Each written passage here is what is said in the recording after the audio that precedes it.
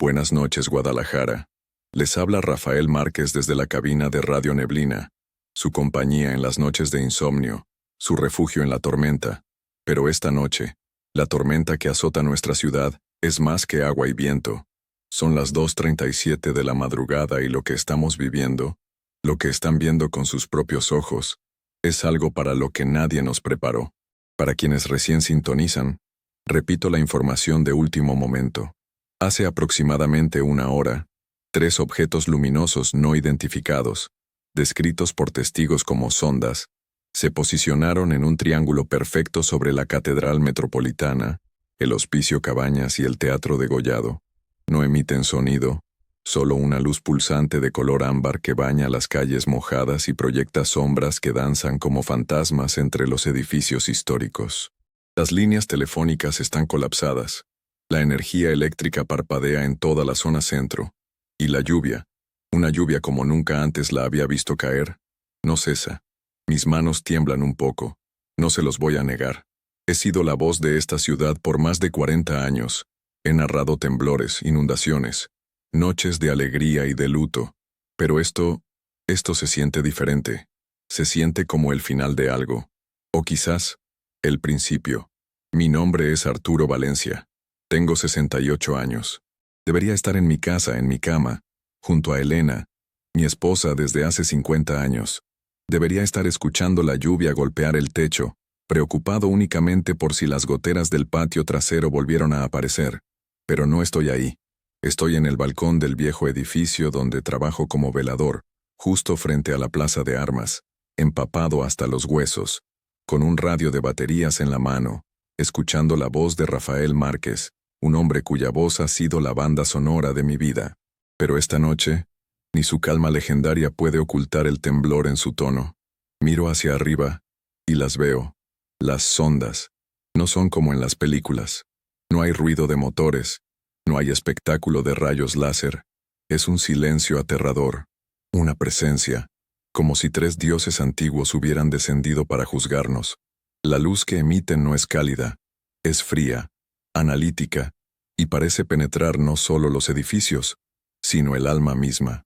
¿Qué querrán de nosotros? ¿Vienen a destruirnos? ¿O a salvarnos de nosotros mismos?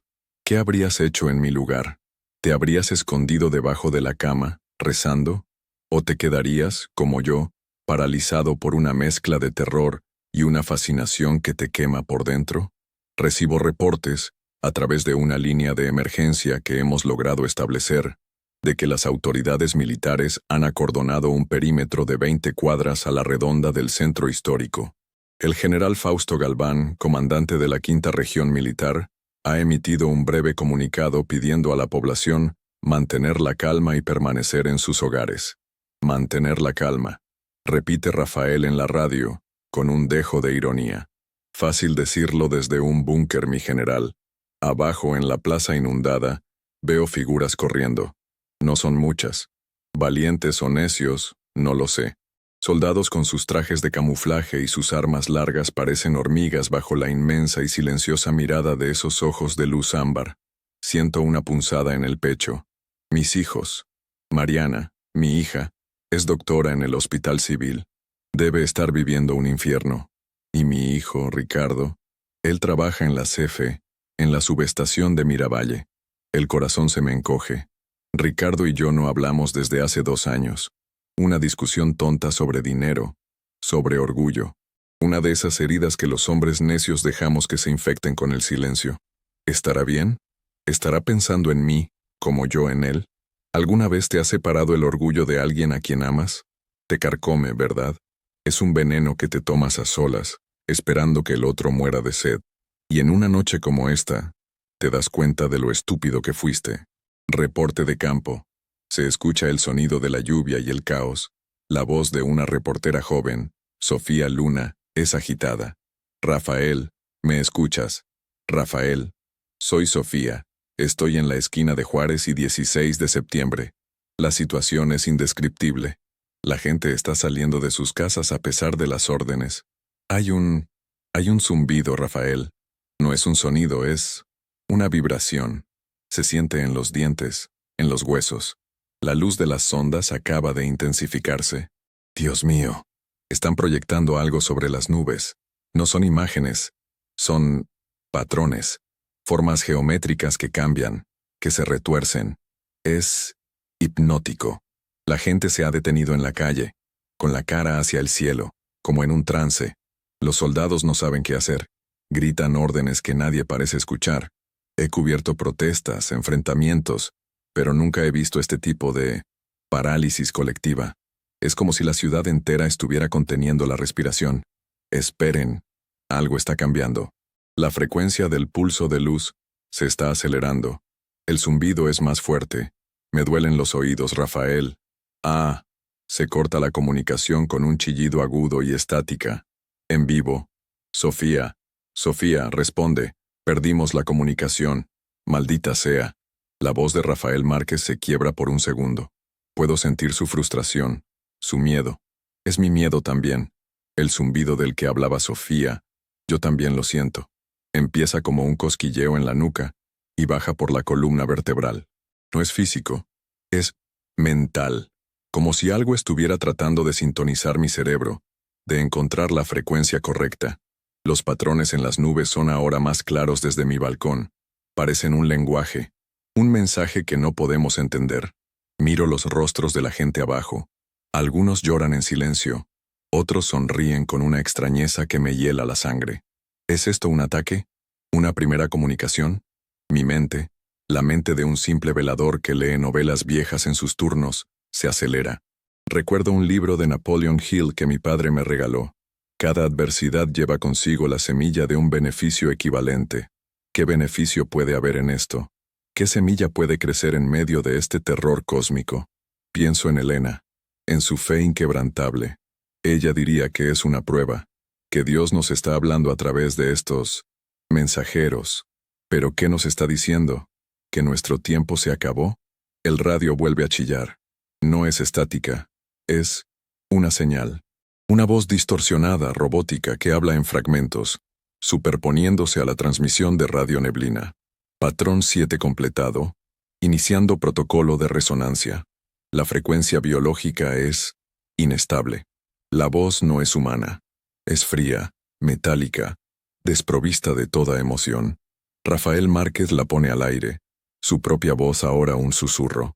¿Escuchan eso? Estamos grabando. ¿Alguien puede identificar este idioma? Es un código, pero yo sé que no es ningún idioma de la Tierra. Es la voz de ellos. Están hablando entre sí, a través de nuestra tecnología, a través de nosotros, y nos están llamando inestables. De pronto, una de las ondas, la que está sobre la catedral, cambia de color. Del ámbar, pasa a un rojo intenso, un rojo sangre que tiñe la lluvia y las paredes de los edificios. Un silencio sepulcral cae sobre la ciudad. El zumbido cesa. La gente en la calle sale de su trance, parpadeando, confundidos. Y entonces, un sonido, un único y profundo sonido, como el de una campana gigante, resuena en todo el valle. Un sonido que no se oye con los oídos, sino con el pecho. Y con él, todas las luces de la ciudad, absolutamente todas, se apagan. Oscuridad total. Solo la luz roja de la sonda, sangrando sobre nosotros. La voz del general Galván irrumpe en la radio. Esta vez no es un comunicado grabado. Es su voz en vivo, tensa, ladrando órdenes. Comunicado oficial. Voz del general Fausto Galván, autoritaria pero con un filo de pánico. Atención a todas las unidades. Protocolo 0 activado. No respondan al fuego a menos que sean atacados. Repito, no inicien hostilidades. Aseguren los perímetros de los hospitales y las centrales eléctricas. Tenemos un apagón masivo en toda la zona metropolitana. Civil, si me escucha, no salga de su casa. Lo que sea que esté ahí arriba, está reaccionando a nuestra infraestructura. Infraestructura. La palabra resuena en mi cabeza. Ricardo, mi hijo. Él está en el corazón de esa infraestructura. Cierro los ojos y rezo. No al Dios de Elena, quizás. Rezo a lo que sea que esté escuchando. A la memoria de mi padre. A mi propio corazón endurecido. Por favor, que esté a salvo. Dame una oportunidad para decirle que lo siento. La luz roja sobre la catedral comienza a pulsar. Más rápido. Más y más rápido. como un corazón furioso. Y en la oscuridad, bajo esa luz infernal, algo más empieza a pasar. La lluvia. La lluvia huele diferente. Huele a ozono, a metal quemado. Y puedo jurar por mi vida, que veo algo descendiendo lentamente de la sonda roja. No es una nave, no es una persona, es una fina neblina, casi invisible, que se mezcla con las gotas de lluvia y comienza a caer sobre mi ciudad, sobre mi gente, sobre todo lo que amo. El radio en mi mano emite un último chillido, la voz de Rafael Márquez ahogada, lejana. Dios nos ampare. Es una especie de gas, está cayendo sobre nosotros. Y luego, silencio. La batería del radio murió. O quizás, murió la radio misma. Estoy solo en el balcón, en la oscuridad, viendo caer una neblina rojiza, y lo que vi esa noche, el verdadero horror que comenzó en ese instante, cambiaría no solo mi destino, sino el destino de todos nosotros para siempre. El bloque termina con el sonido de la lluvia y un profundo y ominoso silencio, roto solo por la respiración agitada de Arturo Valencia. La oscuridad era total, absoluta. No era la oscuridad de un simple apagón, esa a la que estamos acostumbrados, salpicada por la luz de las velas o el brillo azulado de los celulares. No, esta era una oscuridad densa, pesada, como si el propio universo hubiera apagado el interruptor. La única luz provenía de la sonda sobre la catedral, que ahora latía con un rojo enfermizo, un corazón moribundo bombeando su luz sobre una ciudad muerta. La neblina rojiza seguía cayendo, silenciosa, implacable. Se adhería a mi piel, a mi ropa, con un frío que no era natural, un frío que calaba los huesos. El olor a ozono era ahora abrumador, me hacía lagrimear los ojos y me dificultaba respirar. Mi primer instinto fue correr, buscar refugio dentro del edificio. Pero mis pies estaban clavados al suelo. ¿A dónde podía correr? Esa cosa estaba en el aire que respirábamos, en el agua que caía del cielo. El mundo entero se había convertido en una trampa. Mi mente, en un intento desesperado por encontrar lógica en la locura, se aferró a mi familia. Elena. ¿Habría cerrado bien las ventanas? ¿Estaría rezando su rosario buscando consuelo en sus santitos de yeso? Imaginé su rostro, surcado por las arrugas de toda una vida de sonrisas y preocupaciones, y sentí un dolor tan agudo que me dobló. ¿La volvería a ver? Mariana. En el hospital. El protocolo cero que mencionó el general. ¿Qué significaba? ¿Estaban los hospitales preparados para esto? ¿Para tratar a gente expuesta a una neblina alienígena? La idea era tan absurda que me habría reído si no estuviera a punto de gritar. Y Ricardo, en la subestación eléctrica, en el epicentro del colapso. Él, con su temperamento explosivo, su orgullo herido. ¿Habría seguido el protocolo o habría intentado hacer alguna locura por su cuenta? Siempre quieres ser el héroe, muchacho. Le dije la última vez que discutimos. Y los héroes terminan solos o muertos. Qué palabras tan crueles. Qué profecía tan terrible para lanzarle a tu propio hijo. ¿Has sentido alguna vez el peso de tus propias palabras, años después, aplastándote como una lápida? De repente, un grito rompió el silencio. Un grito desgarrador que venía de la plaza. Me asomé por el borde del balcón, con el corazón en la garganta. Abajo, uno de los soldados que antes mantenía el orden, se retorcía en el suelo. Su cuerpo se convulsionaba violentamente. Sus compañeros se acercaron. Luego retrocedieron horrorizados. Bajo la luz roja pude ver por qué. La piel del hombre se estaba disolviendo. No disolviendo. Se estaba volviendo translúcida, como si su carne se estuviera convirtiendo en cristal rojizo. Podía ver sus músculos, sus órganos, latiendo frenéticamente bajo esa capa gelatinosa y brillante. Fue la imagen más espantosa que había visto en mi vida. Y entonces, otros gritos se unieron al primero. Civiles, soldados, todos los que habían estado expuestos directamente a la lluvia y a la neblina por más tiempo, estaban sufriendo la misma transformación grotesca. La plaza se convirtió en un escenario de pesadilla, lleno de cuerpos que se convulsionaban y se volvían de cristal escarlata bajo la lluvia, la primera y más dura consecuencia de la visita de nuestros silenciosos observadores. Estábamos siendo terraformados, o peor, disueltos. Voz de científico, grabación de emergencia, con interferencia. Doctor Armando Fuentes, voz grave y urgente. Aquí el doctor Armando Fuentes, del Instituto de Astronomía y Meteorología. Esto es una transmisión de emergencia en banda civil. Quien sea que reciba esto, no entren en contacto con el agua de lluvia. Repito, no toquen el agua. El agente que desciende de los objetos es un compuesto desconocido, un catalizador polimórfico que reacciona con el alto contenido de nitrógeno y carbono de la biología terrestre. No es un gas venenoso, es un agente de transmutación. Está reescribiendo nuestro código a nivel molecular. Busquen refugio sellado, filtren el aire, no beban agua que no haya sido hervida y destilada. Los efectos son catastróficos. La estructura celular pierde su opacidad y, Dios santo, miren eso, sonido de algo rompiéndose, gritos, y luego estática. La voz del científico se cortó, pero su mensaje quedó grabado a fuego en mi cerebro. Agente de transmutación, reescribiendo nuestro código. Ya no eran visitantes, eran conquistadores. Conquistadores silenciosos que nos derrotaban molécula a molécula. El pánico finalmente rompió mi parálisis. Tropecé hacia atrás, entré al pasillo oscuro del edificio y cerré con fuerza la puerta del balcón. Me quité la ropa mojada, temblando incontrolablemente, y la arrojé a un rincón como si estuviera contaminada con la peste. Me sentía sucio, violado. ¿Cuánto de esa neblina había respirado? ¿Cuánta había tocado mi piel?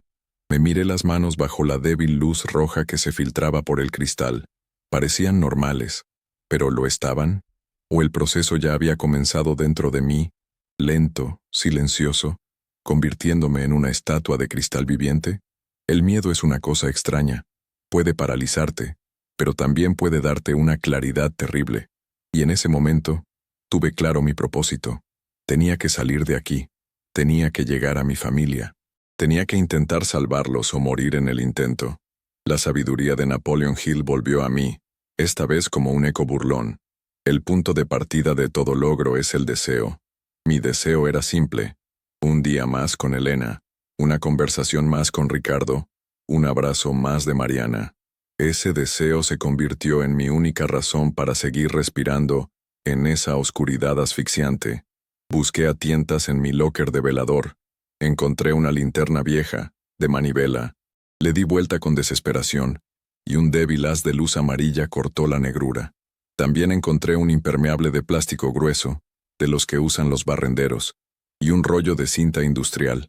Me puse el impermeable. Me subí la capucha y sellé las muñecas, los tobillos y el cuello con la cinta. Parecía un loco, un fantasma amarillo en la penumbra, pero era mi única armadura contra el fin del mundo.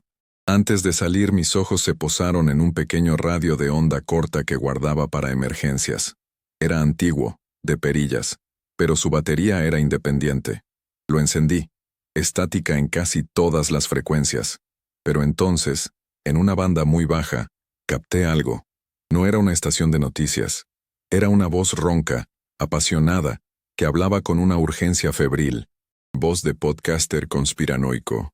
Anfitrión de la verdad oculta, voz carismática y dramática. No les crean.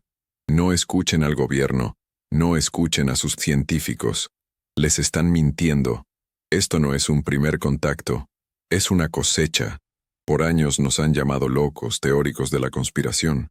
Pero ¿quién ríe ahora? Esas sondas no son exploradoras, son cosechadoras. Y la neblina de la que hablan no es un arma, es un conservador. Nos están preparando, nos están ablandando para el festín.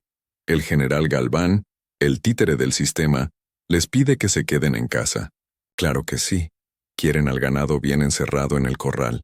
Despierten Guadalajara, despierten México.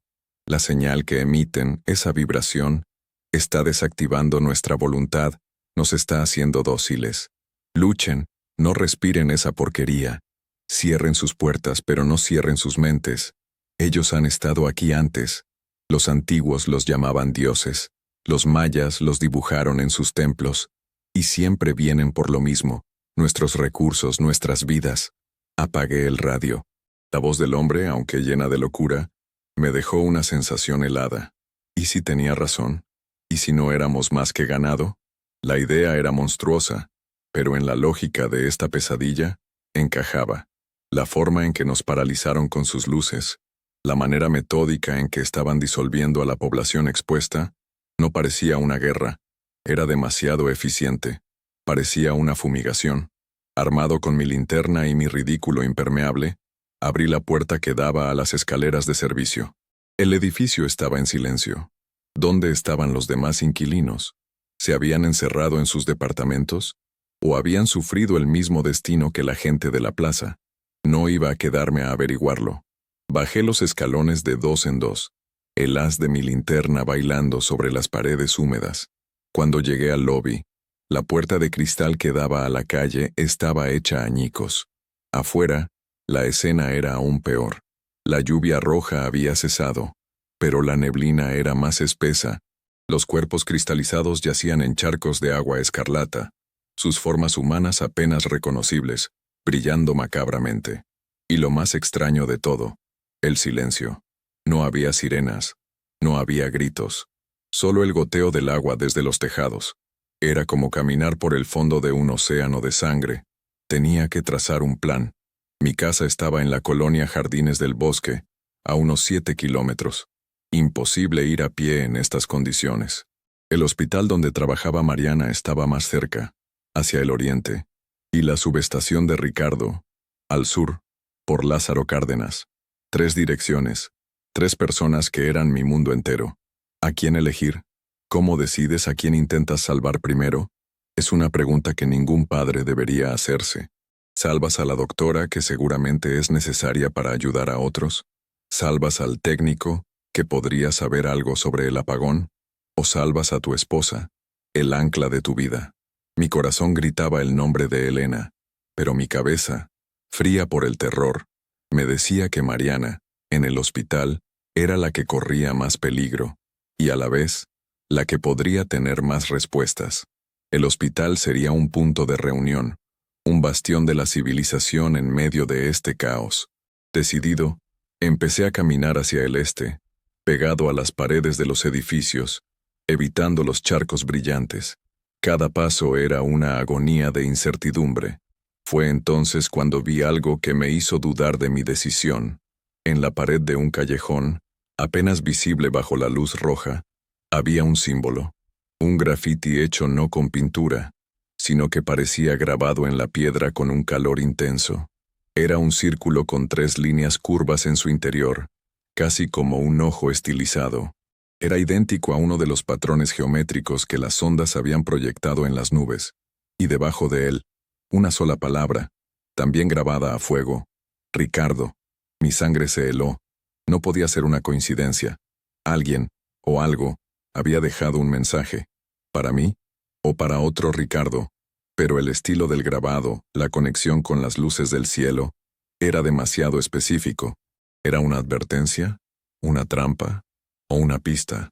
Un secreto acababa de ser insinuado en medio de la catástrofe, un secreto que llevaba el nombre de mi hijo. La decisión que había tomado hacía un momento se hizo pedazos. El camino hacia el hospital se desvaneció de mi mente. Ahora solo había un camino. Tenía que averiguar qué significaba ese símbolo. Tenía que encontrar a Ricardo.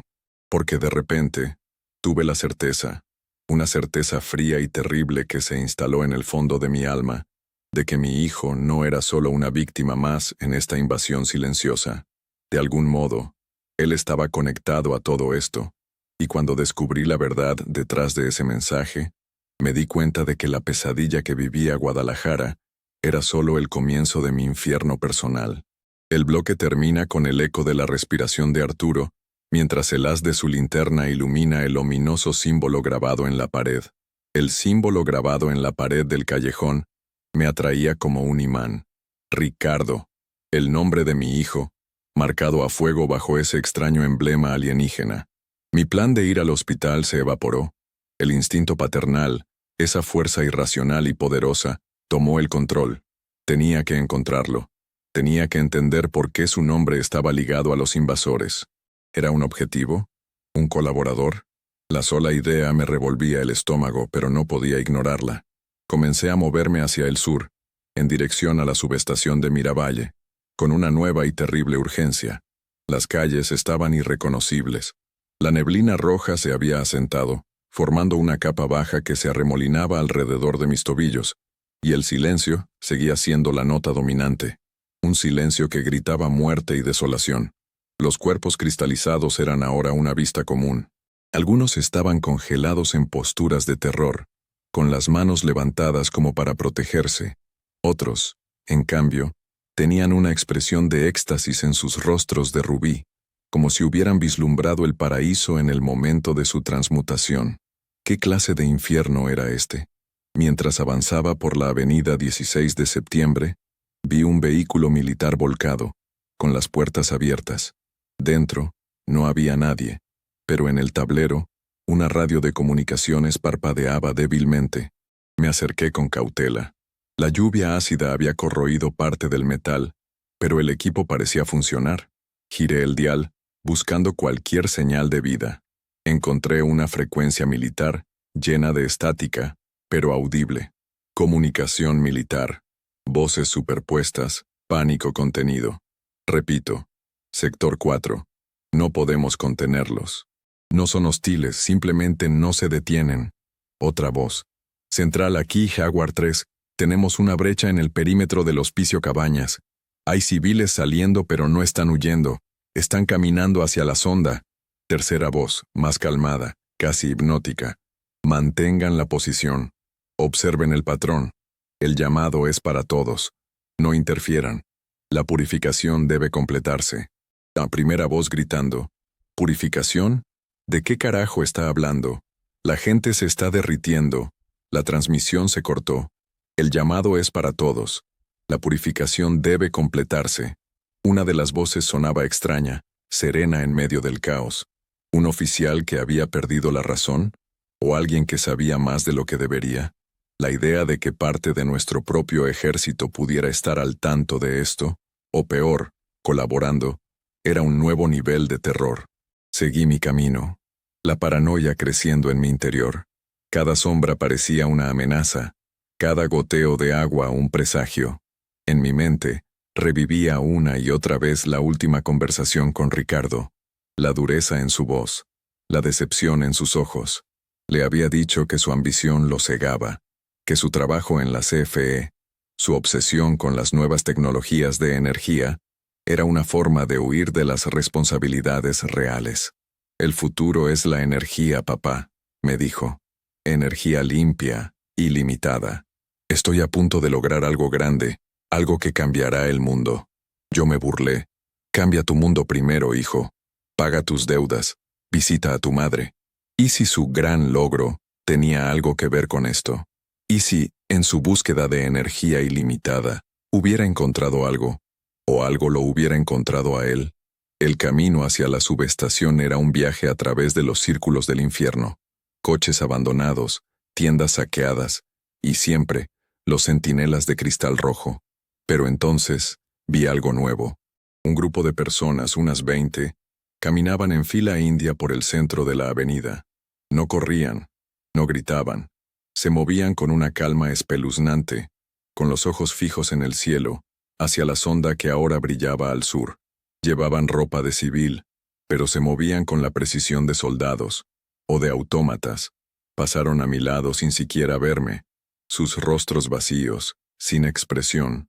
Uno de ellos era un niño, no tendría más de 10 años, y caminaba con la misma determinación vacía que los adultos. No pude soportarlo. Me interpuse en el camino de una mujer. «Señora, ¿a dónde va? Es peligroso». Ella no me miró. Simplemente dijo, con una voz monótona y sin inflexiones, «Vamos al llamado. La convergencia nos espera. Seremos los primeros. Seremos puros». E intentó seguir caminando. La sujeté del brazo. Su piel estaba fría, helada, y bajo mi mano sentí una vibración, el mismo zumbido que había sentido horas antes, pero ahora venía de dentro de ella. Aterrado, la solté. Se unió a la procesión sin mirar atrás. Eran una secta, o los primeros conversos de una nueva y terrible religión, un aliado inesperado, aunque con un riesgo oculto y mortal, la fe ciega en nuestros destructores. Finalmente, llegué a las inmediaciones de la subestación de Miravalle. El enorme complejo de transformadores y torres de alta tensión estaba en silencio. La reja perimetral, normalmente electrificada, estaba abierta de par en par. La neblina roja era más densa aquí, y el olor a ozono se mezclaba con el de plástico quemado. Entré, con la linterna en una mano y un trozo de tubería que había recogido en la otra. El lugar parecía un campo de batalla. Cables cortados, paneles de control destrozados, pero no había cuerpos, ni de cristal ni de carne y hueso. Era como si todos se hubieran desvanecido. «Ricardo», grité, mi voz sonando débil en la inmensidad del lugar. Solo el eco me respondió. Me adentré, siguiendo las huellas de botas en el lodo rojizo, hasta que llegué al edificio principal de control. La puerta estaba forzada. Dentro, el caos era aún mayor. Papeles por todas partes, monitores rotos. Pero en el centro de la habitación, algo brillaba. Era una especie de dispositivo. No era tecnología humana. Tenía la forma de un cristal oscuro, del tamaño de un puño, y flotaba a 1 metro del suelo, girando lentamente. Emitía un zumbido bajo y una luz violeta que iluminaba la habitación, y debajo de él, en el suelo, había un círculo de símbolos grabados, idénticos al que había visto en el callejón. En el centro del círculo, el nombre de mi hijo, Ricardo, estaba trazado con lo que parecía ser ceniza. Mi corazón se detuvo. Esto era obra suya. Él había traído esta cosa aquí, o esta cosa lo había traído a él. ¿Qué habrías pensado tú en ese momento? ¿Que tu hijo era un traidor a la humanidad? ¿O una víctima? ¿Un peón en un juego cósmico? Yo no sabía qué pensar. Solo sentía una mezcla de miedo y una profunda, abismal, tristeza. Me acerqué al cristal flotante. El zumbido se hizo más fuerte y sentí que penetraba en mi mente, mostrándome imágenes, fragmentos de pensamientos que no eran míos. Vi galaxias distantes, vi ciudades construidas con luz, vi seres de formas imposibles, y vi a Ricardo. Lo vi de pie frente a este mismo cristal, con una expresión de asombro y triunfo en su rostro. Lo vi activándolo. Sabía que vendrías, viejo. La voz me hizo saltar. Me giré, levantando la tubería, listo para atacar. De las sombras salió una figura. No era Ricardo. Era un hombre mayor, de unos 70 años, vestido con un elegante traje que parecía extrañamente fuera de lugar. Su rostro era amable, con ojos grises y penetrantes que parecían leer mi alma. No mostraba signos de haber estado expuesto a la neblina. «¿Quién es usted? ¿Dónde está mi hijo?», le pregunté, mi voz temblando. El hombre sonrió, una sonrisa triste. «Mi nombre es Ismael, y soy un amigo, o lo era. Ricardo me habló mucho de ti, Arturo. Dijo que eras un hombre terco, anclado en el pasado, pero con un corazón noble. Veo que no se equivocaba». «Deje de hablar y dígame dónde está», grité. Ismael suspiró. «Ricardo ya no está aquí. Se ha ido. Él hizo un trato, Arturo. Un pacto. Él les dio la llave de nuestra red eléctrica, el acceso a nuestra infraestructura. Él fue quien los guió hasta aquí. A cambio, ellos le prometieron un lugar en su nuevo mundo. Le prometieron conocimiento, poder, trascendencia». Las palabras de Ismael me golpearon como un puñetazo en el estómago. Traición. Mi hijo. El arquitecto de nuestra destrucción. La vergüenza y la ira me ahogaron. «Miente», susurré. «Ojalá lo hiciera», dijo Ismael, su mirada fija en el cristal flotante. Ricardo creía que estaba salvando a la humanidad, guiándola hacia la siguiente etapa de la evolución. No entendió que para ellos, la evolución es simplemente la eliminación de lo imperfecto. Y nosotros, Arturo, nosotros somos muy imperfectos. De repente, el cristal violeta comenzó a pulsar más rápido. El zumbido se convirtió en un chillido agudo que me obligó a taparme los oídos. Las luces de la sala de control parpadearon y volvieron a la vida. En los monitores rotos aparecieron imágenes. No de la ciudad, sino del espacio. Vi cientos, miles de sondas más, saliendo de una nave nodriza gigantesca que estaba oculta detrás de la luna. Se dirigían hacia la Tierra. Guadalajara no era el objetivo. Era solo el punto de entrada. La primera fase. La convergencia ha comenzado, dijo Ismael en voz baja, casi para sí mismo. Abrió la puerta. Y ahora todos vendrán. Miré al hombre, mi mente girando en un torbellino de dolor y confusión. ¿Quién era él? ¿Cómo sabía todo esto?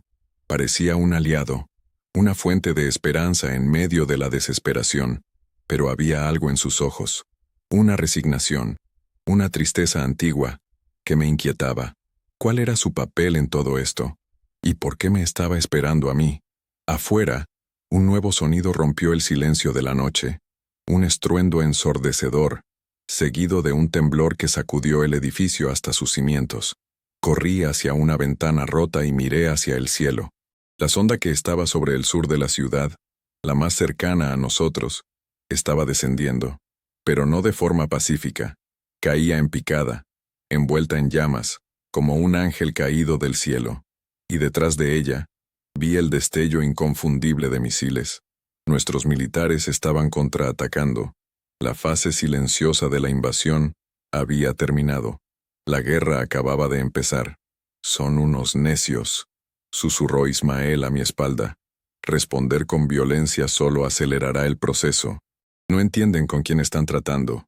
Se acercó y puso una mano en mi hombro. Ricardo te dejó algo, Arturo. Una última oportunidad. Una forma de proteger a los que amas. Pero el precio será terrible. Y no tenemos mucho tiempo. Antes de que pudiera preguntar a qué se refería, la sonda en llamas se estrelló a menos de 1 kilómetro de distancia. La explosión fue cegadora. Una onda de choque barrió la zona, lanzándome contra la pared. Lo último que vi antes de que todo se volviera negro fue el rostro de Ismael, tranquilo, casi expectante, mientras el fuego del cielo nos envolvía. Había encontrado a mi inesperado aliado, pero con él, un riesgo mucho mayor, la verdad sobre mi propio hijo, y esa verdad estaba a punto de costarme todo lo que me quedaba. El bloque termina con el rugido de la explosión y el sonido de cristales rompiéndose, seguido de un abrupto silencio. Recobré el conocimiento con el sabor de la ceniza y la sangre en mi boca. La sala de control estaba en ruinas. El techo se había derrumbado parcialmente, y por el boquete abierto podía ver el cielo nocturno, ahora iluminado por el resplandor de múltiples incendios. El aire era casi irrespirable. La explosión de la sonda había sido devastadora. Me levanté, adolorido, cada músculo de mi cuerpo protestando. Ismael estaba a unos metros, sacudiéndose el polvo del traje, increíblemente ileso. El cristal oscuro seguía flotando en el centro de la habitación, impasible, su luz violeta ahora más intensa. Te dije que sería una necedad, dijo Ismael, su voz tranquila contrastando violentamente con la destrucción que nos rodeaba. Han provocado la ira de la colmena. Ahora no habrá sutilezas, solo erradicación. ¿Qué colmena? ¿De qué estás hablando? Pregunté, mi mente aún aturdida. Ellos no son individuos, Arturo. Son una conciencia colectiva, como hormigas o abejas. La sonda que derribaron era solo un dron, un obrero. Ahora han alertado a los guerreros. Mi sangre se heló.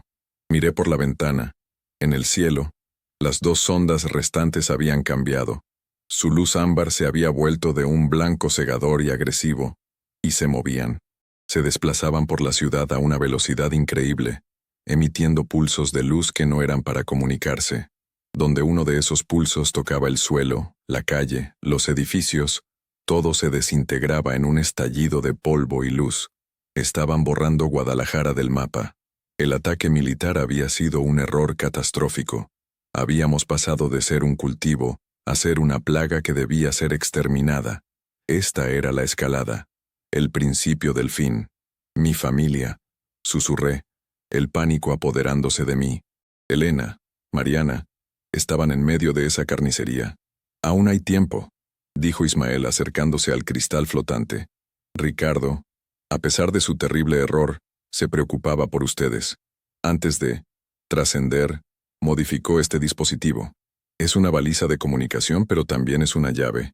Él codificó en ella las firmas biológicas de tu esposa y tu hija. ¿Firmas biológicas? ¿Qué significa eso? Pregunté, sin entender. Significa que este dispositivo puede crear una burbuja de santuario a su alrededor, un pequeño campo de distorsión que las hará invisibles a la colmena. Mientras esté activo, no podrán verlas ni tocarlas. Fue su regalo de despedida. Su acto de contrición. Una chispa de esperanza se encendió en mi pecho. ¿Puedes activarlo? Hazlo. Ismael negó con la cabeza. No es tan simple. El dispositivo necesita una fuente de energía inmensa y estable para activarse y mantener el campo. La red eléctrica de la ciudad está destruida. Solo hay una fuente de energía lo suficientemente potente y cercana. ¿Cuál? Pregunté con desesperación. Ismael me miró con sus ojos grises, y en ellos vi una lástima profunda. Un sistema biológico humano, Arturo. Requiere el sacrificio de una vida. Para salvarlas a ellas, alguien tiene que conectarse al dispositivo y entregarle toda su energía vital. Ricardo diseñó el protocolo para él mismo, en caso de que las cosas salieran mal. Era su plan de redención, pero se fue antes de poder ejecutarlo. Comprendí. El precio terrible del que me había hablado. Para salvar a Elena y a Mariana, yo tenía que morir. El dolor de la traición de mi hijo se mezcló con un amargo y retorcido sentimiento de gratitud. Incluso en su monstruosa ambición, había pensado en ellas, en nosotros. ¿Qué harías tú? ¿Dudarías un segundo en dar tu vida por la de tus seres queridos? Para mí, no había elección. Era un final justo. El viejo velador, el padre fracasado, el hombre anclado en el pasado finalmente podría hacer algo heroico. «Hazlo», le dije a Ismael, mi voz firme por primera vez en toda la noche. «Dime qué tengo que hacer». Ismael asintió lentamente. Sabía que dirías eso. La lealtad familiar es un rasgo que ellos no comprenden, y es quizás nuestra única esperanza. Me guió hacia el círculo de símbolos. Solo tienes que poner tus manos sobre el cristal y pensar en ellas. El dispositivo hará el resto. Extraerá tu energía, tu fuerza vital, tu conciencia, y la convertirá en un escudo. No sentirás dolor, solo te apagarás. Mientras me preparaba, un nuevo sonido llegó desde el exterior. No era el de las explosiones. Era un zumbido bajo y mecánico, cada vez más fuerte. Se oían gritos, disparos aislados de rifles. Miré por la ventana y vi algo que heló mis esperanzas. Del suelo estaban emergiendo figuras, criaturas metálicas, parecidas a insectos, de unos 2 metros de altura. Tenían múltiples patas afiladas y un único ojo rojo en el centro de su cuerpo. Eran los guerreros de los que hablaba Ismael. La tierra misma se estaba abriendo para liberarlos. Uno de ellos saltó sobre un soldado que huía y lo partió en dos con una facilidad aterradora. Estaban cazando a los supervivientes. La erradicación había comenzado en serio. «No tenemos tiempo», gritó Ismael. «Arturo, ahora». Corrí hacia el cristal. El miedo me invadió. El miedo a la muerte, al vacío, a lo desconocido. ¿Realmente funcionaría? ¿O este hombre Ismael me estaba engañando? ¿Quién era él en realidad?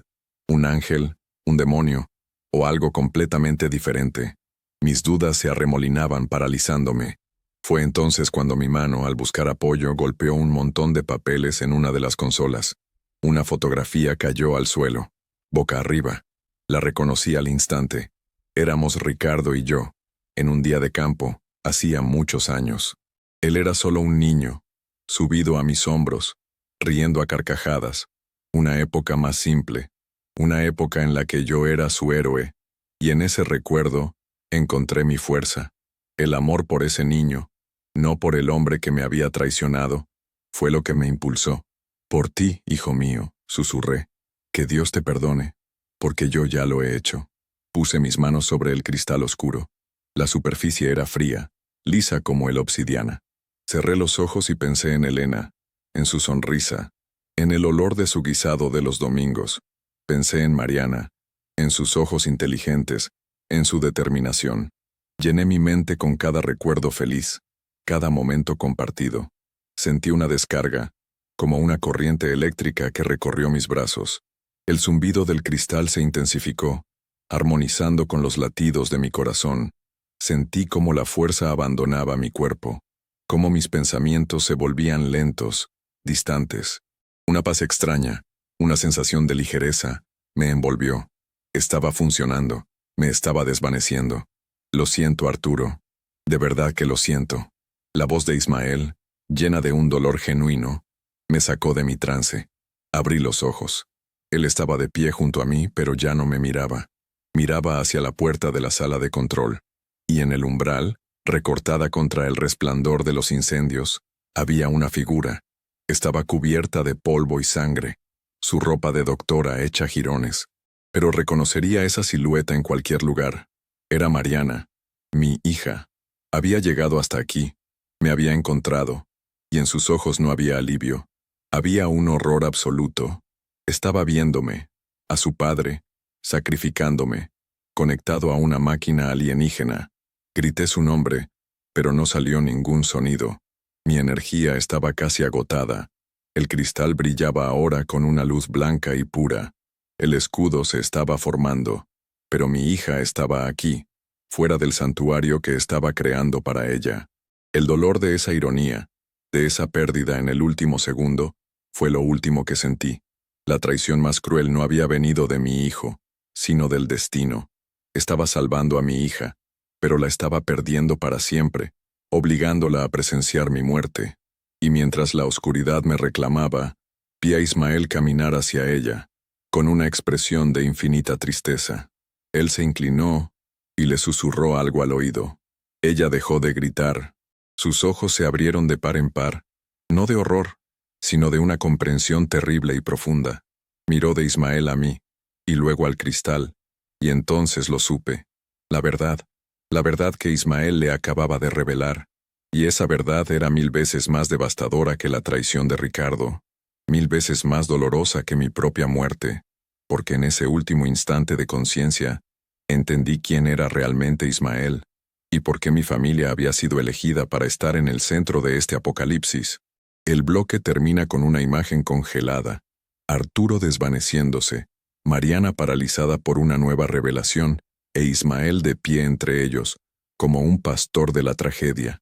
La conciencia no se desvaneció en la nada, como esperaba. Se transformó. Dejé de ser Arturo Valencia, el velador. Me convertí en una corriente de energía pura, entrelazada con la tecnología del cristal. Ya no tenía cuerpo, pero podía ver, podía sentir y podía entender. La verdad que Ismael le susurró a Mariana ahora resonaba en mi nueva existencia. Ismael no era humano, nunca lo fue. Era uno de ellos, pero era diferente, un disidente, un guardián exiliado que había observado a la humanidad durante siglos, tratando de evitar este día. Y mi familia, mi linaje, no fue elegido al azar. Éramos sus descendientes. Una rama perdida de su especie, diluida a través de generaciones de hibridación, portadores de un marcador genético que ellos, la colmena, ahora consideraban una imperfección, una contaminación que debía ser purgada. Por eso Ricardo, con su genética latente, fue capaz de sentir su llamado, de entender su tecnología. No los trajo aquí. Su ambición simplemente respondió a un eco en su propia sangre. Los Valencia éramos el origen de la plaga. Y ahora la cura había llegado en forma de fuego y cristal. Desde mi perspectiva etérea, observaba la escena como un dios impotente. Vi a Mariana caer de rodillas, el peso de la revelación aplastándola, su vida entera, su identidad, redefinida en un instante. No era solo una humana en medio de una invasión, era una mestiza, una abominación a los ojos de los invasores y una rareza para su propio mundo. Vi a Ismael, mi ancestro de eones de antigüedad, poner una mano reconfortante en su hombro. Su rostro, que antes me parecía lleno de una tristeza pasiva, ahora mostraba una determinación férrea. Su plan no era solo salvar a su lejana descendencia. Su plan era luchar, y nosotros, mi familia, éramos la clave.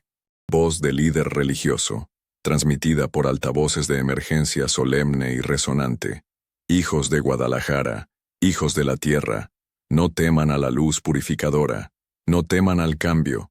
Por generaciones, hemos rezado por una señal, por una intervención divina que limpie nuestros pecados y nos eleve.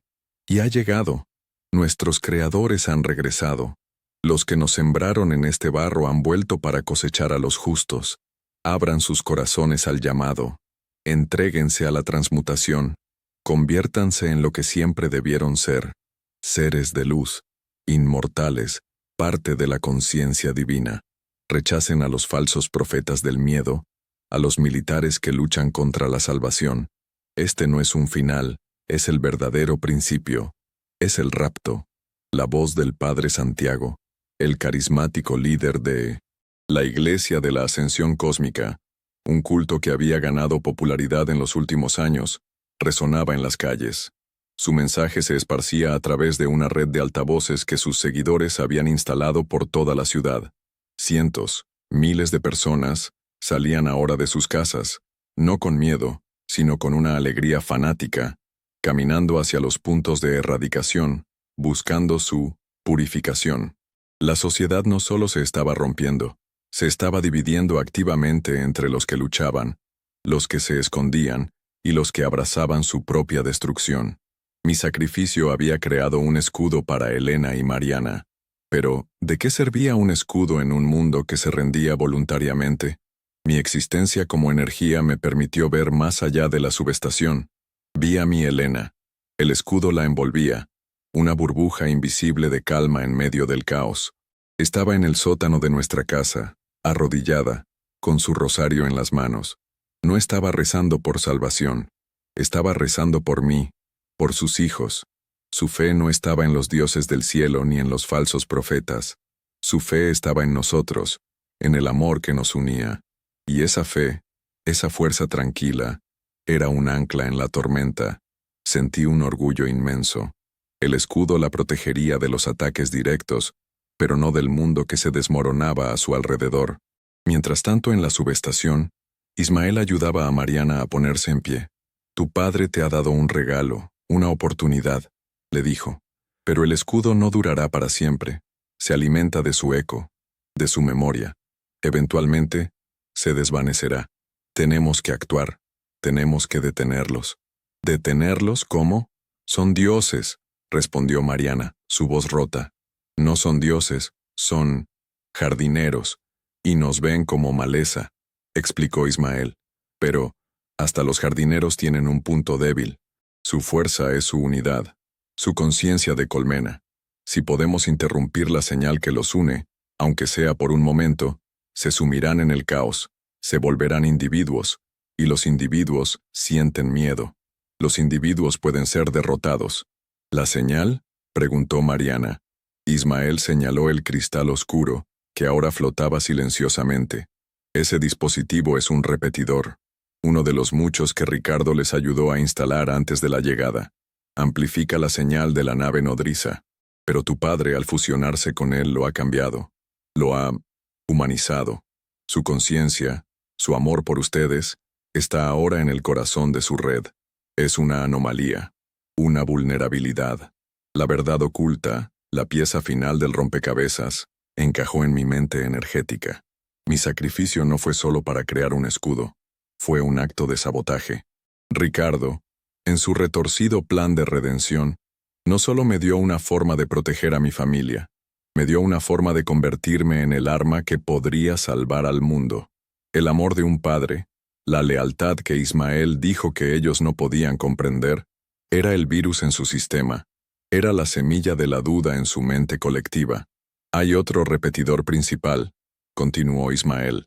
Está en el lugar que ellos consideraron el corazón espiritual y cultural de la ciudad, el punto donde la fe y la historia convergen. Está bajo el Hospicio Cabañas. Mariana lo miró, la comprensión naciendo en sus ojos. Tenemos que destruirlo.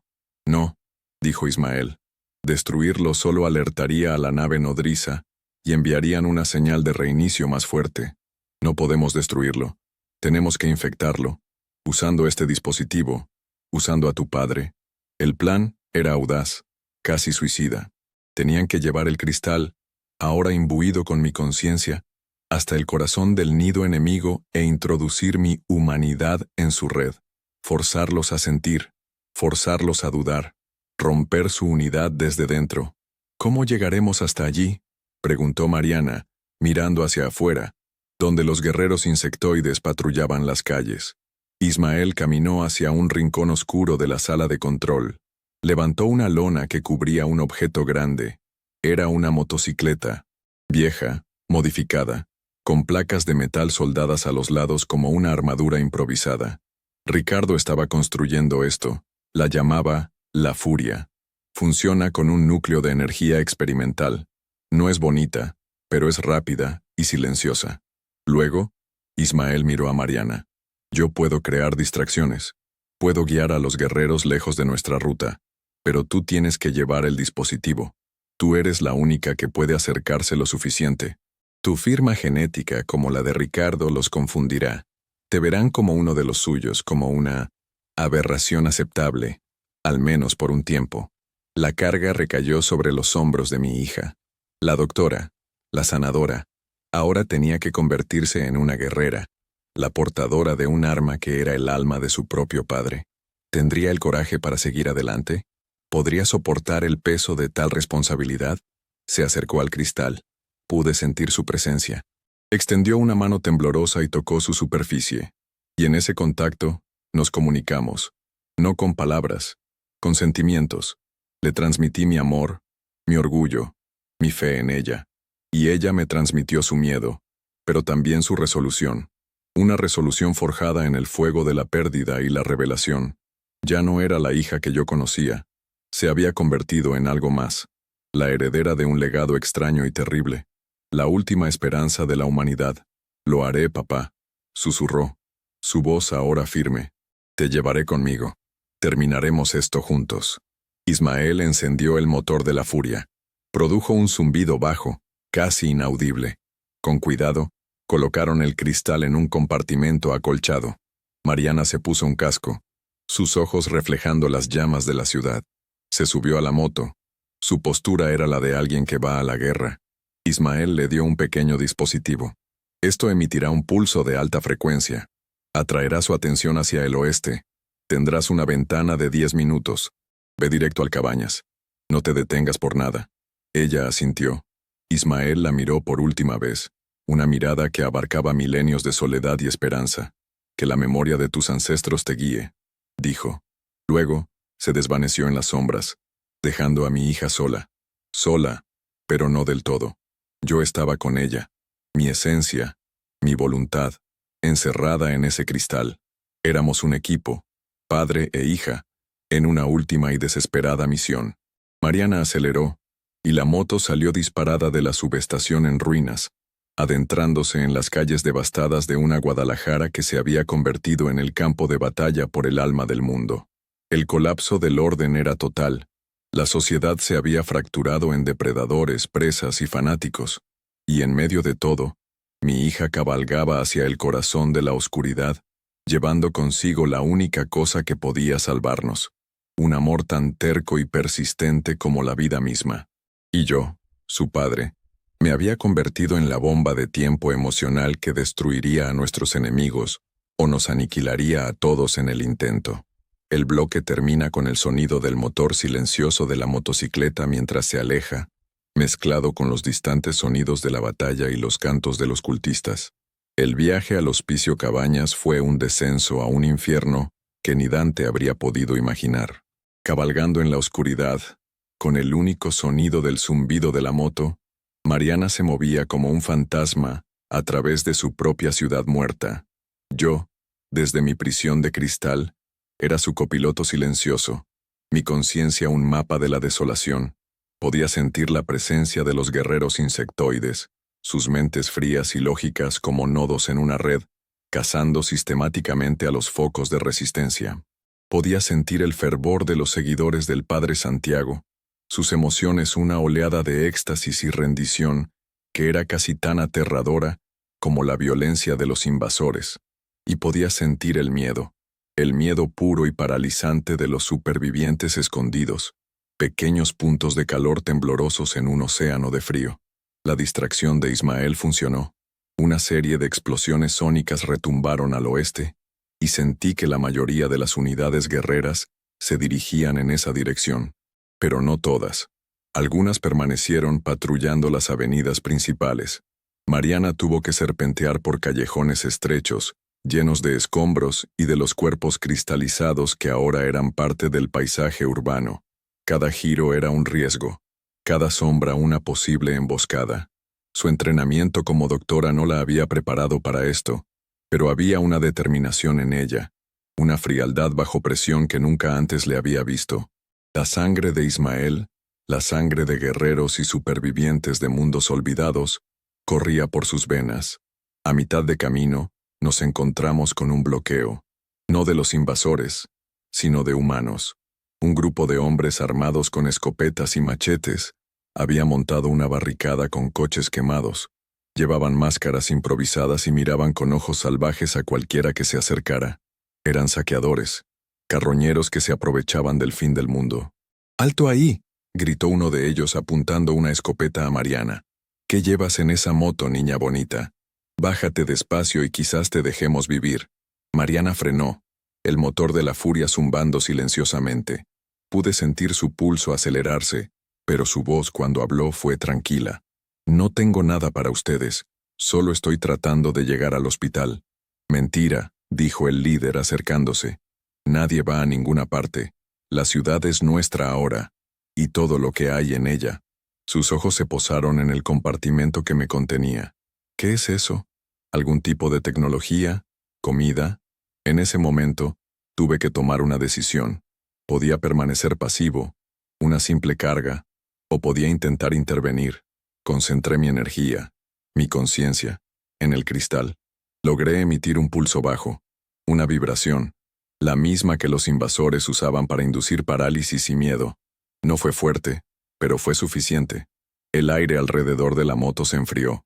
Las luces de la calle, que parpadeaban débilmente, se apagaron. Un silencio antinatural cayó sobre la barricada. Los hombres retrocedieron. Sus bravuconadas se desvanecieron, reemplazadas por un miedo primario. Miraban el cristal, ahora brillando débilmente con mi luz como si fuera un artefacto maldito. «Váyanse», dijo Mariana, su voz ahora con un eco de autoridad que no era del todo suyo. Era mi voz, mi voluntad, canalizada a través de ella. «O la próxima vez, no seré tan amable». El líder tragó saliva, sus ojos desorbitados. Murmuró algo sobre brujería, sobre demonios. Dio la orden, y sus hombres, tropezando unos con otros, despejaron el camino. Mariana aceleró, dejándolos atrás en su patético y recién reclamado reino de cenizas. Habíamos confrontado a uno de los muchos enemigos que esta noche había parido, la oscuridad en el corazón de los hombres, y habíamos ganado. Por primera vez, sentí una oleada de algo parecido a la fe. No la fe ciega de los cultistas, ni la fe resignada de Helena. Era la fe en la acción, la fe en el propósito. La sabiduría de Napoleon Hill resonó de nuevo en mi conciencia. La fe es el elixir eterno que da vida, poder y acción al impulso del pensamiento. Mi pensamiento, mi amor, se había convertido en acción. Llegamos a la explanada del Hospicio Cabañas. El majestuoso edificio, patrimonio de la humanidad, parecía una fortaleza oscura contra el cielo rojo. Pero aquí el ambiente era diferente. No había caos, no había violencia. Cientos de personas, los seguidores de la ascensión cósmica, estaban reunidos en la plaza. No gritaban, no lloraban. Estaban de rodillas, cantando en un coro monótono, con los ojos fijos en la entrada principal del Cabañas. De allí emanaba una luz ámbar, la misma luz de las ondas originales. La puerta al nido del enemigo estaba abierta, y sus guardianes eran un ejército de fanáticos. Mariana aparcó la moto detrás de una fuente, oculta en las sombras. «¿Cómo voy a pasar entre ellos?», susurró. Antes de que yo pudiera intentar responder, una figura emergió de la multitud y caminó directamente hacia nosotros. Era el Padre Santiago. Su rostro, generalmente sereno y carismático en la televisión, estaba transformado. Sus ojos brillaban con una luz febril, y una sonrisa extática se dibujaba en sus labios. No parecía un hombre, sino un recipiente. «La hija del ancla. Te estábamos esperando», dijo, su voz resonando con una extraña dualidad, como si dos seres hablaran a la vez. «El colectivo te siente. Siente la impureza que llevas contigo, el eco de la resistencia. Apártese de mi camino», dijo Mariana, poniéndose de pie, su mano cerca del compartimento donde yo descansaba. El Padre Santiago rió, un sonido hueco. «¿Crees que puedes detener la marea con una sola piedra, niña? La unificación es inevitable. La humanidad está enferma, y nosotros somos la cura. Tu padre, tu hermano, todos los que se resisten, son solo síntomas de la enfermedad. Se acercó más, y la multitud de cultistas se giró lentamente hacia nosotros, sus cantos cesando, sus ojos vacíos fijos en Mariana. Entrega el artefacto. Únete a la conciencia. Tu linaje te da derecho a un lugar privilegiado. No tienes por qué ser purgada. Puedes ser integrada. Era una tentación, una salida, la oferta de un enemigo que no veía la rendición como una derrota, sino como una promoción. ¿Qué hubieras hecho tú, enfrentado a una muerte segura, con la promesa de poder y supervivencia? Mi padre me enseñó el valor de la lealtad, dijo Mariana, su voz temblando pero firme. Y mi madre me enseñó el valor de la fe. Pero mi fe no está en sus dioses de metal, está en nosotros, en nuestra capacidad para elegir. Y yo elijo luchar. El rostro del padre Santiago se contrajo en una mueca de ira. Hereje, entonces serás purificada por la fuerza. Levantó una mano, y la multitud comenzó a avanzar hacia nosotros, un muro de cuerpos con la mente en blanco. Estábamos atrapados. La confrontación final no era contra los guerreros de metal, sino contra nuestro propio pueblo, engañado y convertido en un arma. Fue entonces cuando Ismael reapareció. Surgió de las sombras como un espectro, interponiéndose entre Mariana y la multitud. «Déjala en paz, portavoz», dijo Ismael, su voz tranquila pero cargada de una autoridad milenaria. La entidad que poseía al padre Santiago pareció reconocer a Ismael. El exiliado, el jardinero que se enamoró de la maleza. Has roto tu juramento. Serás deshecho. He visto imperios como el suyo alzarse y caer como el polvo en el viento, replicó Ismael. Su unidad es su fuerza pero también su ceguera. No pueden concebir lo que una sola alma, motivada por el amor, es capaz de hacer. Se giró hacia Mariana. Ahora, Mariana, corre. Yo los detendré. Ismael cerró los ojos. El aire a su alrededor comenzó a vibrar. Una luz plateada emanó de su cuerpo. Los adoquines de la plaza se agrietaron bajo sus pies. Estaba liberando su verdadera naturaleza, su poder latente, para darnos una oportunidad. La multitud vaciló, su mente colmena confundida por esta nueva variable. El padre Santiago chilló, un sonido inhumano, mientras la luz de Ismael lo envolvía. «¡Ve!», gritó Ismael, su forma humana parpadeando, revelando por un instante un ser de pura energía. Mariana no lo dudó. Agarró el compartimento que me contenía, lo colgó de su hombro y corrió hacia la entrada del Hospicio Cabañas. La multitud, desorganizada por el poder de Ismael, se abrió lo suficiente para que ella pasara. Entró en el edificio, en la boca del lobo, mientras a sus espaldas la batalla entre dos seres cósmicos, el exiliado y el colectivo, había comenzado. La fe, la sabiduría y el liderazgo habían emergido de las fuentes más inesperadas. Una doctora convertida en guerrera, un velador convertido en un arma espiritual y un alienígena ancestral que luchaba por su progenie perdida. Nos enfrentábamos directamente al sistema de poder que amenazaba con consumir nuestro mundo, y nuestro campo de batalla era el alma de nuestra ciudad. El bloque termina con el sonido de la luz y la energía crepitante de la batalla de Ismael, mientras Mariana se adentra en el ominoso silencio del Hospicio Cabañas. El interior del Hospicio Cabañas era irreconocible. Los hermosos murales de Orozco, que representaban la historia y las luchas de México, estaban opacados por una luz ámbar que pulsaba desde el patio central. El aire era pesado, cargado de la misma energía estática que había sentido en la subestación. No había guardias ni guerreros insectoides. El lugar estaba desierto. El sistema de defensa de la colmena no se basaba en la fuerza bruta aquí, en su nexo, sino en la abrumadora presión psíquica que emitía. Era un ataque al alma. Pude sentirlo tratando de penetrar mi conciencia dentro del cristal, susurrando promesas de unidad, de paz, de un final al sufrimiento. Y a través de mi conexión con Mariana, supe que ella también lo sentía. Era una canción de cuna que te invitaba a dormir para siempre. «No lo escuches, papá», murmuró ella, apretando la correa de mi compartimento. «Canta conmigo la canción que me enseñaste de niño, la de las mañanitas». Y en su mente comenzó a tararear. Una melodía simple, familiar, un ancla de amor y normalidad en medio de la locura cósmica. Concentré mi ser en esa canción, usándola como un escudo contra la influencia del nexo. Juntos, padre e hija, avanzamos por los pasillos silenciosos, nuestra humanidad nuestra única armadura. Cada paso era una lucha contra la tentación de rendirse, de simplemente dejar de luchar. ¿Alguna vez te has sentido tan cansado que la rendición parece el único camino posible? Multiplica ese sentimiento por 1000.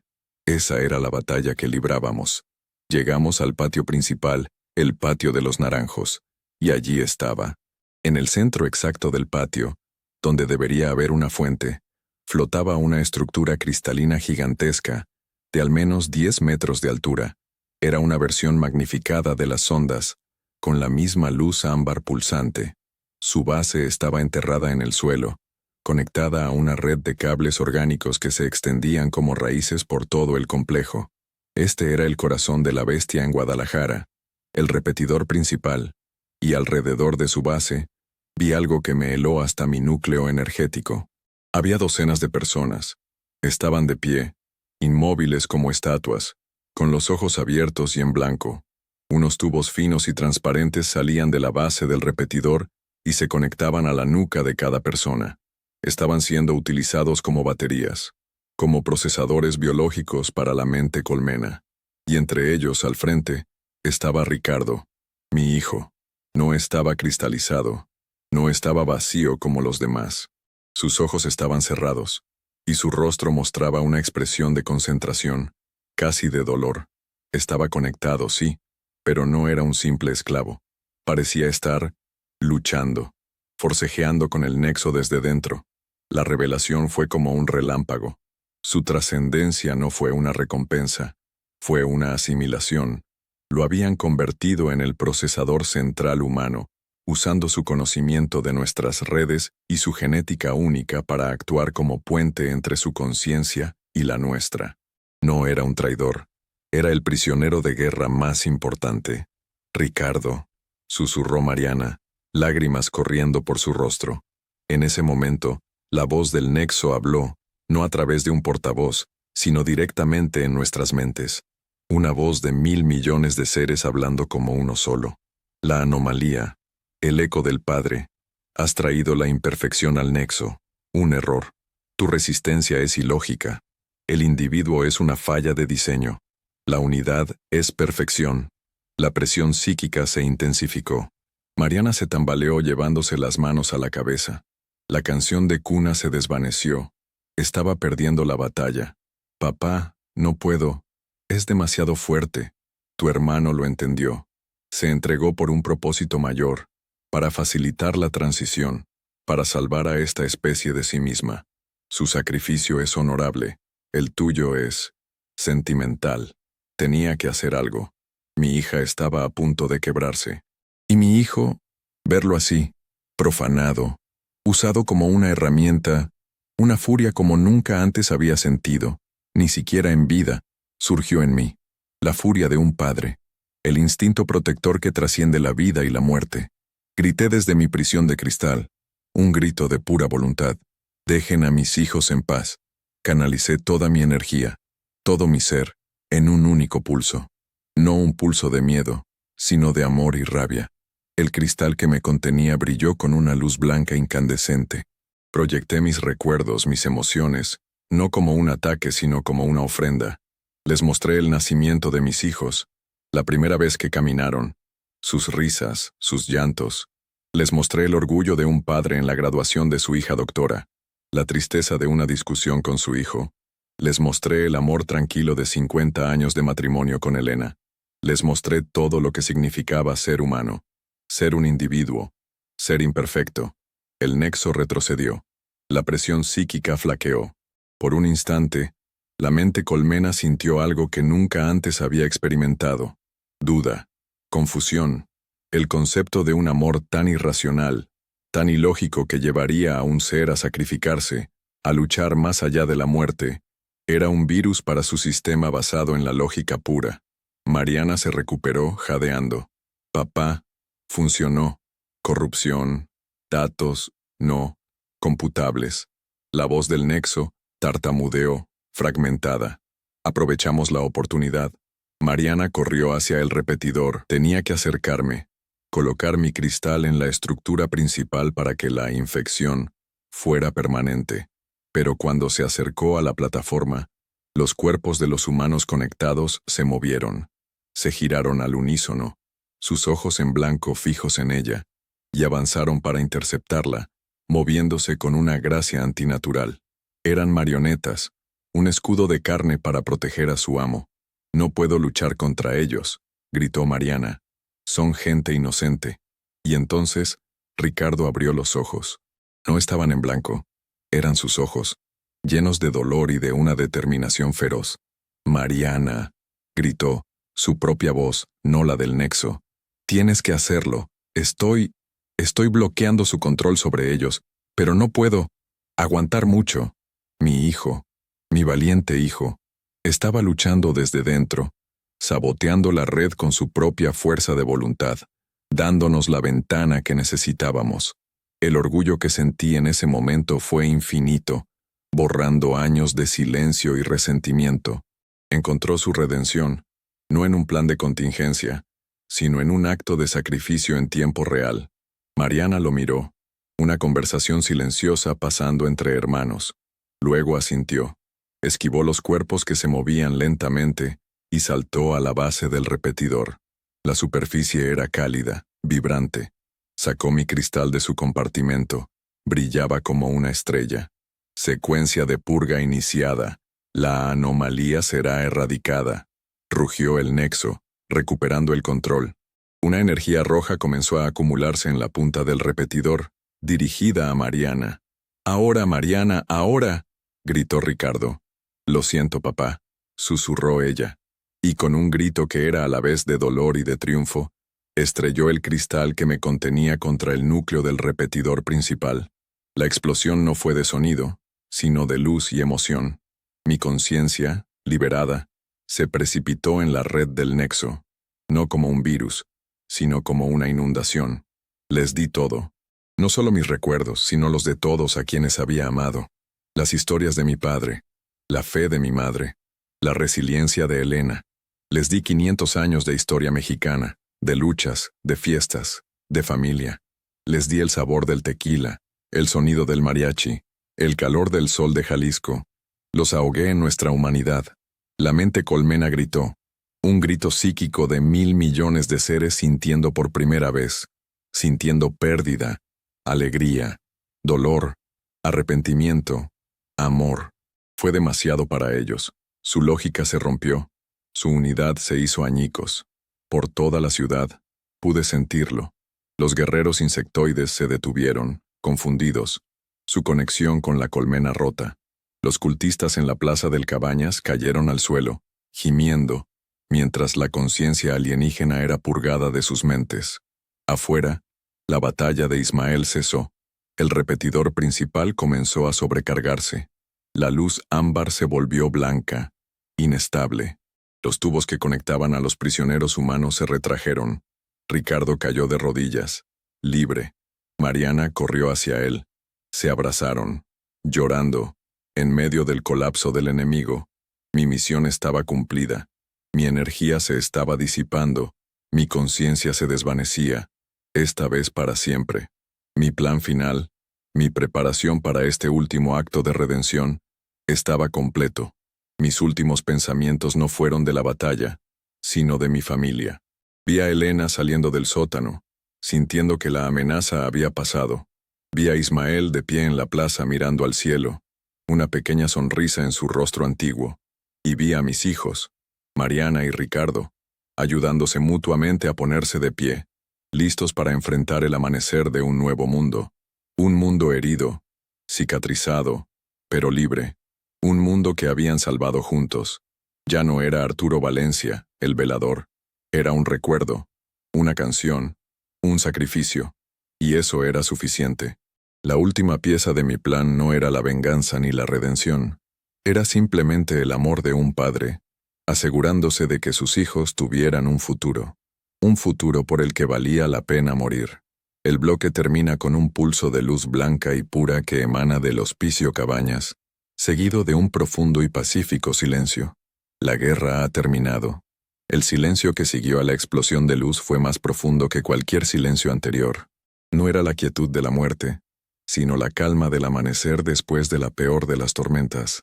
La luz blanca del repetidor se desvaneció, dejando el patio del Hospicio Cabañas en una penumbra suave, iluminada por la primera luz del alba que se filtraba por los arcos dañados. El nexo estaba muerto. La conciencia colmena se había ido. En su lugar, quedaba solo el eco de la humanidad. Mi humanidad. Mi conciencia ya no estaba concentrada. Se había esparcido, convirtiéndose en una presencia fantasmal, un recuerdo cálido en el aire. Podía sentir el cambio en toda la ciudad. El miedo estaba siendo reemplazado por la confusión, y la confusión, lentamente, por la esperanza. En el patio, Mariana ayudaba a Ricardo a ponerse de pie. Él estaba débil, pero vivo, libre. Los otros prisioneros comenzaban a despertar, desorientados, sin recordar cómo habían llegado allí. La pesadilla había terminado, pero el trabajo de sanar apenas comenzaba. «¿Papá?», susurró Mariana, mirando a su alrededor como si esperara verme. «Estoy aquí», pensé, y una suave brisa agitó su cabello como una última caricia. Ella sonrió entre lágrimas. Lo entendió. Ricardo miró los restos del repetidor, ahora solo un caparazón de cristal oscuro y sin vida. «Lo logró», dijo, su voz ronca. «El viejo siempre fue más fuerte de lo que pensaba. Nos salvó». El orgullo en su voz era el único epitafio que yo necesitaría. Años de resentimiento borrados en una noche de fuego. Habíamos encontrado nuestro camino de regreso el uno al otro, de la manera más trágica y hermosa. Salieron del Cabañas. En la explanada, la multitud de cultistas se estaba dispersando, muchos de ellos llorando, avergonzados de sus acciones. Ismael estaba allí, esperándolos. Su batalla también había terminado. El padre Santiago yacía inconsciente en el suelo, la influencia alienígena purgada, dejándolo solo un hombre roto. «Se acabó», dijo Ismael, mirando a mis hijos. «El colectivo ha sido neutralizado. Las naves en órbita están a la deriva. Sin la mente colmena, son solo cáscaras vacías. La Tierra está a salvo». «¿Y tú?», preguntó Mariana. «¿Qué harás ahora?». Ismael miró el cielo del amanecer. «Mi exilio ha terminado, pero mi lugar ya no está allá arriba. Quizás me quede un tiempo. Hay mucho que reconstruir, y tengo una familia que conocer». Miró a Mariana y Ricardo, y por primera vez, la tristeza en sus ojos fue reemplazada por algo parecido a la paz. El viaje de regreso a casa fue un peregrinaje. Las calles estaban llenas de gente saliendo de sus escondites, ayudando a los heridos, buscando a sus seres queridos. Los guerreros insectoides yacían inertes, estatuas de metal sin propósito. El sol salía sobre Guadalajara, y su luz dorada no caía sobre una ciudad de víctimas, sino sobre una ciudad de supervivientes. Mis hijos caminaron, sin la moto, apoyándose el uno en el otro, a través de las ruinas de su mundo, pero con la determinación de reconstruirlo. Cuando llegaron a nuestra pequeña casa en Jardines del Bosque, la puerta se abrió antes de que pudieran tocar. Elena estaba allí. No preguntó qué había pasado. No necesitaba hacerlo. Simplemente abrió los brazos y envolvió a sus dos hijos en un abrazo que contenía toda la fuerza y la resiliencia del mundo. Los tres lloraron juntos en el umbral, por el padre y esposo que habían perdido, pero también por la familia que habían recuperado. El escudo que mi sacrificio creó ya no era necesario. Su propio amor, ahora reforzado por la prueba del fuego, era el único santuario que necesitarían. Mi presencia se desvanecía, mi energía regresando al flujo natural de las cosas. Mi historia había llegado a su fin, pero mientras me disolvía en la luz de esa primera mañana, me di cuenta de la lección final, la verdad que mi vida y mi muerte habían revelado. La vida, como me enseñó Napoleon Hill, está llena de adversidades. A veces, esas adversidades son tan grandes que parecen insuperables, como naves oscuras en el cielo de nuestras almas. Nos quitan lo que amamos, nos enfrentan a nuestras peores debilidades, nos hacen cuestionar nuestro propósito. Pero dentro de cada uno de nosotros, en los lazos que forjamos, en el amor irracional por nuestra familia, en el orgullo por nuestros hijos, yace una fuerza que ninguna lógica puede calcular, una energía capaz de desafiar a los dioses y reescribir las estrellas. No somos seres perfectos. Somos tercos, orgullosos, sentimentales, y esa es nuestra mayor fortaleza. La batalla por Guadalajara no se ganó con armas ni con tecnología, sino con el corazón de un simple velador que se negó a dejar que le arrebataran a su familia. Un corazón que, al final, resultó ser más grande que un universo de mentes frías y unidas. Mi nombre era Arturo Valencia, y esta fue mi última guardia. Y por mis hijos, por mi esposa, por mi ciudad, valió la pena cada segundo. Gracias por llegar hasta aquí. Si esta historia tocó tu corazón, cuéntame desde dónde me estás viendo, ciudad y país. Estoy preparando una historia dedicada a quienes comentan cada día. Tal vez el próximo abrazo sea para ti. Y si te gustó, dale like y comparte con alguien que necesite escuchar esto.